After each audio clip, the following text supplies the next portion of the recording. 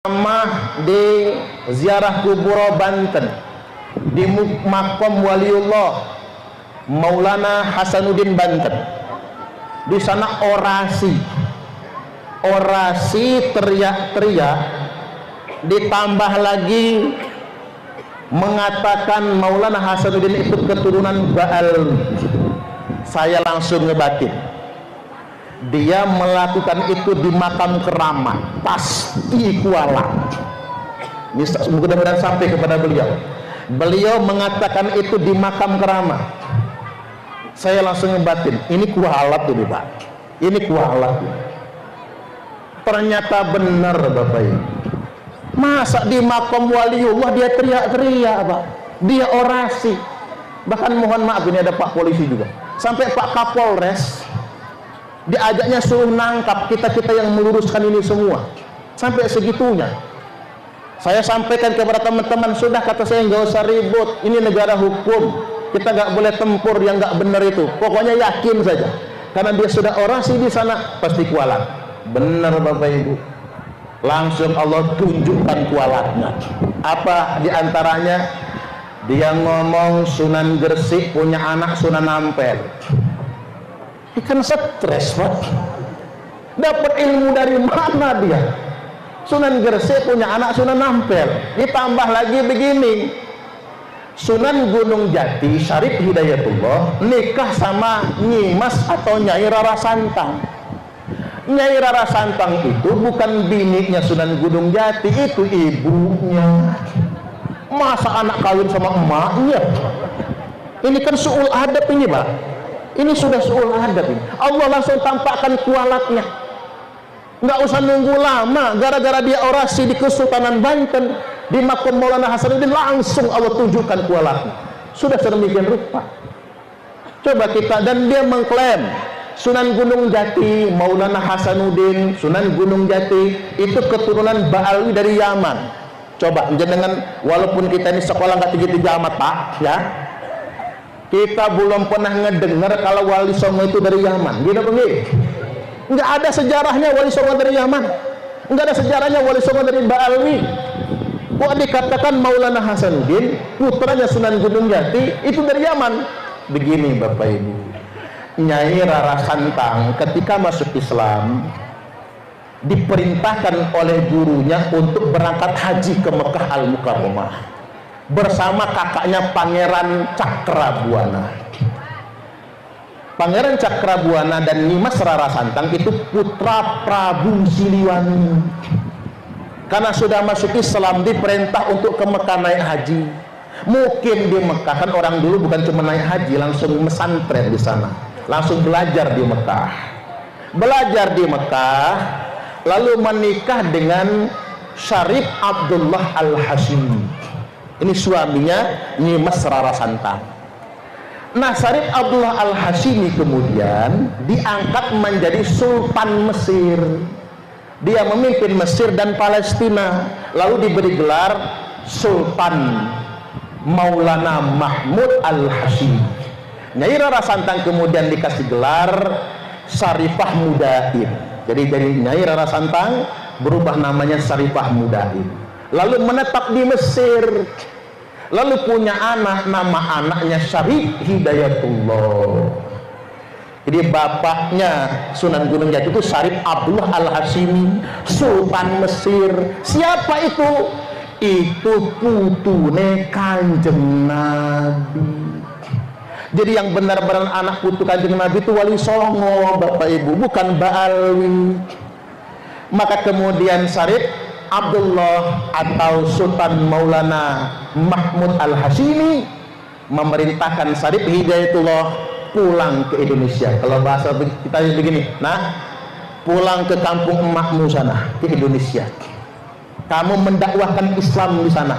Maka beliau mampir ke Gujarat, mampir ke Aceh, berguru dengan bapaknya Sunan Gresik, lalu kemudian sampai akhirnya ke tanah Cirebon.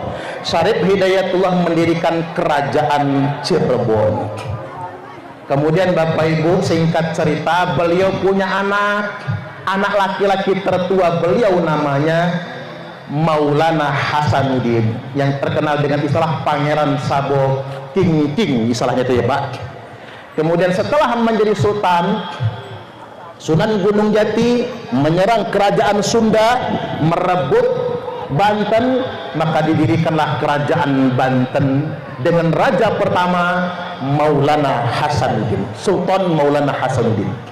Dan Syarif Hidayatullah alias Sunan Gunung Jati melihat ada cahaya yang menjulang sampai ke langit. Cahaya itu menjulang sampai ke langit. Maka cahaya itu dikejar. Sampailah beliau di tanah Lampung. Sampai di tanah Lampung. Lalu ke kerajaan Pugung yang ada di Pugung Raharjo, Lampung Timur. Keratuan Pugung, dan menikahi putra dari keratuan, putri dari keratuan Pugung. Anak tertua perempuan keratuan Pugung nggak mau menikah dengan Sunan Gunung Jati karena anak perempuan tertua harus nikah sesama orang keratuan Pugung. Akhirnya menikahi adiknya. Nama adiknya siapa? Putri Sinar Kaca. Dengan pernikahan terhadap Putri Sinar Kaca, hamil dan melahirkan anak namanya Minah Gejalabidin. Jadi putra pertama Sunan Gunung Jati dengan keratuan Lampung Pak, itu Minah Gejalabidin. Begitu beliau pulang ke Cirebon, cahaya tadi nggak hilang.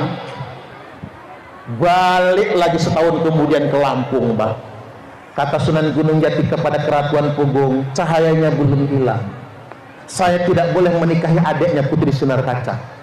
Saya harus menikahi anak perempuan tertua. Maka Putri Sinar Kaca diceraikan, lalu menikah dengan Putri Sinar Alam.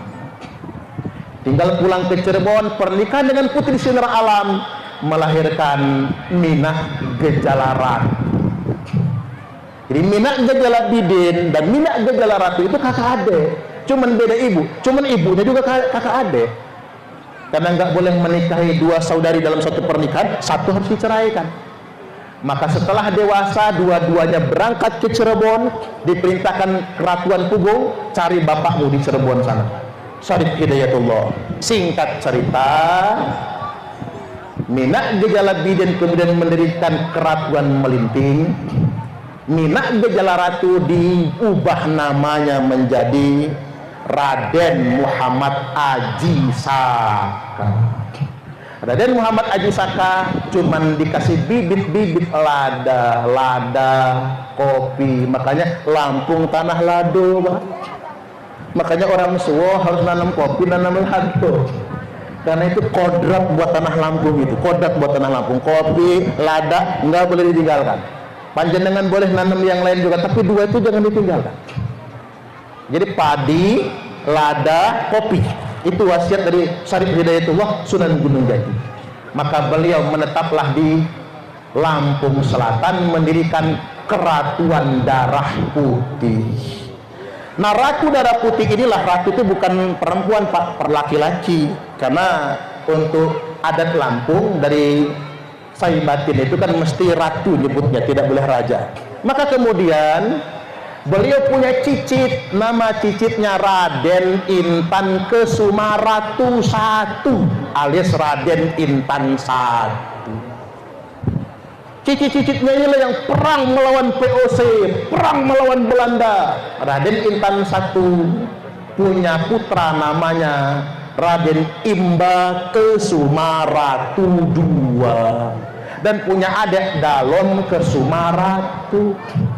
Raden Imba Kesumaratu II perang sampai Tanggamus, sampai Semaka perangnya itu Pak, lawan VOC. Panglima tempurnya dari Banten. Makanya Lampung sama Banten pasti temenan, nggak bisa enggak, pasti temenan. Karena ngapa? Kakaknya Raden Muhammad Aji Saka, Maulana Hasanuddin, ngirim orang-orang sakti dari Banten Pak, untuk membantu Raden Muhammad Aji Saka, untuk membantu Raden Intan perang di Lampung ini.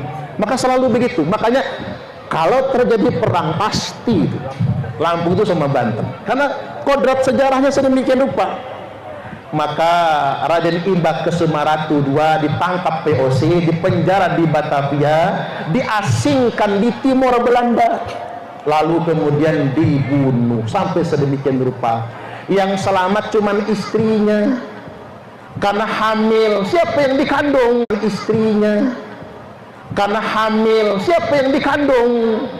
Yang dikandung oleh istri Raden Imba Kusumaratu II adalah Raden Intan II atau Raden Intan Kusumaratu II. Inilah pahlawan nasional asal Lampung yang perang melawan VOC. Ketika Belanda membawa orang-orang Yaman, termasuk Mufti Yaman Habib Usman bin Yahya, nyuruh kita ditunduk sama Belanda. Apa kata Raden Intan II? Iris dulu tangan, kau darahmu putih, kamu pantas ngaku cucu Nabi. Tapi kalau masih merah, nggak perlu membangga-banggakan kamu cucu Nabi. Kalau untuk tunduk kepada Belanda sang penjajah, segitunya Bapak Ibu. Sampai kemudian beliau gugur di medan tempur di usia kalau nggak salah 22 tahun. Masih muda beliau Pak Raden Intan II, makanya nggak punya anak. Karena beliau gugur, maka silsilah keratuan darah putih dimasukkan ke pamannya Dalem Kusumaratu yang punya putra namanya Raden Muhammad Jamil, yang sampai sekarang masih ada Pak di Kuripan sana itu. Maka dari itu Bapak Ibu ingin saya sampaikan pada kesempatan kali ini, kuat indikasinya, sangat kuat indikasinya, keturunan Raden Intan I atau keturunan Datu Darah Putih di Lampung atau keturunan Raden Muhammad Jamil yang ada di Keratuan Darah Putih, terindikasi kuat adalah dzurriyyat Rasulullah sallallahu alaihi wasallam. Nah, hari ini kita nyembah-nyembah sama cucu palsu, yang asli malah kita abaikan. Halo, halo, halo. Mengapa ini penting untuk saya sampaikan? Hari ini di Indonesia Raya tercinta, ada orang yang ngaku-ngaku anak cucu Nabi. Kalau ngaku berarti bukan ya Pak. Ngaku-ngaku ahlul bait Nabi, ngaku-ngaku putune Kanjeng Nabi. Hari ini ada orang-orang yang ngaku-ngaku anak cucu Nabi, tapi kerjanya hubbud dunya, hubbul mali wa jam'ud dunya. Mereka mencintai harta, tomak dengan harta, gila dunia. Kerjaannya flexing. Tahu flexing Pak? Flexing itu pamer kekayaan. Pamer mobil Ferrari, pamer rumah mewah. Habis itu demo, dia ngajak orang demo, dia dapat duit, dia tambah kaya, yang demo kelenger Pak. Flexing. Ini saja sudah tidak mencerminkan cucu Nabi. Kok cucu Nabi pamer kekayaan? Cucu Nabi itu sayang dengan umat, nggak tega melihat umat kelaparan, bukannya pamer kekayaan. Bahkan Imam Ali berkata, jangan pamer kekayaan di tengah-tengah orang miskin, itu menyakitkan. Jangan pamer kebahagiaan di tengah-tengah orang susah. Jangan pamer kesehatan di dekat orang sakit. Jangan pamer perut kenyang di dekat orang yang lapar. Jangan pamer kemesraan di dekat orang yang jomblo. Iya Pak ya? Cocok atau cocok? Makanya Kang Kamal cepatlah. Jadi balik lagi Bapak Ibu hadirin wal hadirat rahimakumullah, flexing, pamer kekayaan. Borok-borok mau ngasih umat, malah kerjaannya ndawir. Apa itu ndawir? Keliling-keliling Pak, keliling ke kiai-kiai, datang ke Kiai Toha, minta sangu. Bahkan ada kejadian, tapi saya nggak sebut daerahnya nih, Rois Suriah tingkat provinsi. Rois Suriah itu pimpinan tertinggi NU tingkat provinsi. Rois Suriah PW didatangi oknum Habib ndawir minta sangu. Begitu dikasih amplop, amplopnya diginiin, berapa ini? Kalau kata orang Lampung, mapas Pak. Kiai yang tangannya wulak-walik kita cium, kita jalan saja nggak berani di depannya Bapak Ibu. jalan saja nggak berani pakai kaki kecuali pakai lutut kita. Sama si oknum berapa ini? Ini sama sekali tidak mencerminkan. Maka dari itu hari ini ingin saya sampaikan Bapak Ibu tentang risalah ini. Rasulullah Sallallahu Alaihi Wasallam telah bersabda, "Tsumma fitnatus sarra." Hati-hati, nanti kemudian muncul fitnah sarra. Apa itu fitnah sarra? Ujian di zaman kemerdekaan, saat umat ini sedang membangun, saat umat ini hidup di alam kemerdekaan, akan muncul fitnah, akan muncul ujian. Dakhaluha min tahti qodama rajulin min ahli baiti. Fitnah ini akan keluar dari bawah dua telapak kaki laki-laki yang ngaku-ngaku ahlul baitku. Yaz'umu annahu minni, dia ngaku-ngaku ahlul baitku, ngaku-ngaku anak cucuku. Apa kata dia? Dalam darah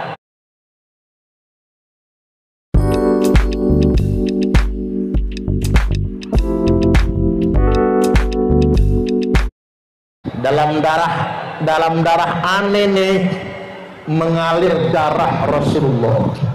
Dengan bangganya ngaku-ngaku cucu Nabi. Muhammad itu kakek ente apa kakek aneh? Sampai segitunya. Yaz'umu annahu minni walaysa minni. Dia ngaku-ngaku anak cucuku padahal dia bukan anak cucuku. Wa innama awliyaiyal muttaqun, sesungguhnya semata-mata anak cucuku, wali-waliku hanyalah orang-orang yang bertakwa. Halo, dihaluin biar ngantuk Pak. Nggak apa-apa, agak serius ngajinya ya, didengerin ya. Begini, ternyata sudah disinyalir oleh Nabi. Disinyalir itu bahasa Indonesianya apa ya Pak ya? Ternyata sudah diprediksi oleh Nabi, sudah dikira-kira. Nanti di akhir zaman akan ada yang ngaku-ngaku anak cucu Nabi, padahal palsu, padahal bukan. Karena dia nggak pantas ngaku-ngaku anak cucu Nabi. Nah, ini yang benar-benar harus kita garis bawahi pada kesempatan kali ini. Orang-orang yang ngaku-ngaku anak cucu Nabi wajib menunjukkan bukti. Nah, sekarang begini, buat keluarga besar Nahdlatul Ulama dimanapun Anda berada, sekarang sejarah NU sudah disimpangkan orang Pak. Sampai kemarin Ketua Umum PBNU Kiai Haji Yahya Khalil Stakuf mengeluarkan instruksi terkait dengan sejarah NU yang sudah disimpangkan. Ternyata ngapura, bukan cuma sejarah NU, Ansor juga. Ada oknum yang mengatakan Ansor itu didirikan oleh Habib dan Habibah. Padahal Bapak Ibu, mungkin kan waktu Ansor pertama kali didirikan, wakil ketuanya bernama Abdullah Ubaid. Gara-gara wakil ketua Ansor pertama namanya Abdullah Ubaid, akhirnya dituduh Ansor didirikan oleh Habib Habibah. Ini sejarah sudah disimpangkan. Maka dari itu Bapak Ibu, beranjak dari berbagai macam penyimpangan sejarah Nahdlatul Ulama, sejarah Ansor, bahkan sejarah bangsa Indonesia. Jenderal Sudirman dihabibkan, Imam Bonjol dihabibkan, dan lain sebagainya. Maka kita sampai kepada satu kesimpulan, orang-orang yang ngaku anak cucu Nabi ini bukan anak cucu Nabi. Mereka cuma ngaku-ngaku. Mulai hari ini siapapun yang ngaku-ngaku anak cucu Nabi wajib kita pertanyakan, wajib kita teliti. Alasannya apa? Al-Hafiz Ibnu Hajar Al-Haythami, seorang ulama besar dari kalangan mazhab Syafi'i, berkata, yang bagi likulli ahadin ayyakuna lahu ghiratun fi hadzal nasabi syarif wa dhabatahu hatta la yantasiba ilaihi sallallahu alaihi wasallam ahadun illa bihaqqin. Niscaya sudah seharusnya bagi setiap orang, panjenengan termasuk saya, cemburu, ada sensitivitas terhadap keturunan nasab mulia Rasulullah sallallahu alaihi wasallam. Wa dhabatahu, dan ingat, apabila ada yang ngaku-ngaku wajib diteliti oleh ulama, hatta la yantasiba ilaihi sallallahu alaihi wasallam ahadun illa bihaqqin, sampai tidak ada lagi yang berani ngaku-ngaku cucu Nabi kecuali dengan alasan yang benar. Hari ini siapapun yang ngaku cucu Nabi wajib pakai dalil, wajib pakai hujah. Dan Bapak Ibu, Kiai Haji Imad bin Usman Al-Bantani telah menghadirkan dalil dan hujah bahwasanya Bani Ba'alwi yang ngaku-ngaku cucu Nabi di Indonesia hari ini berdasarkan hujah dan dalil bukan anak cucu Nabi. Ini berdasarkan kitab nasab, berdasarkan sejarah, dan berdasarkan tes DNA. Maka bagi warga Nahdiyin nggak bisa lagi taklid, Pak. Aku mah taklid aja lah. Ingat, at-taqlidu ba'da zuhril hujjati wad dalili haramun. Taklid setelah nyata dalilnya, nyata hujahnya, taklid menjadi haram. Ketika hujah dan dalil yang menyatakan putusnya nasab Ba'alwi sudah datang, kita tidak boleh taklid lagi. Halo, pokoknya nyambung keniran aja, Bu. Pokoknya ini buat yang santri-santri, masuk kuping kanan, bablas kuping kiri, nggak apa-apa. Tapi nanti pas mau tidur dengerin lagi versi YouTube-nya biar lebih jelas lagi. Baik, saya lanjutkan. Emang nggak boleh ngaku-ngaku cucu Nabi? Nggak boleh, haram hukumnya. Orang yang ngaku-ngaku cucu Nabi kena 2 dosa berdasarkan sabda Nabi. 1, dia telah berdusta atas nama Nabi. Man kadzaba alayya muta'ammidan faqad kafar. Barang siapa yang telah berdusta yang disandarkan kepada saya, kata Nabi, kafir dia. Ngaku-ngaku cucu Nabi.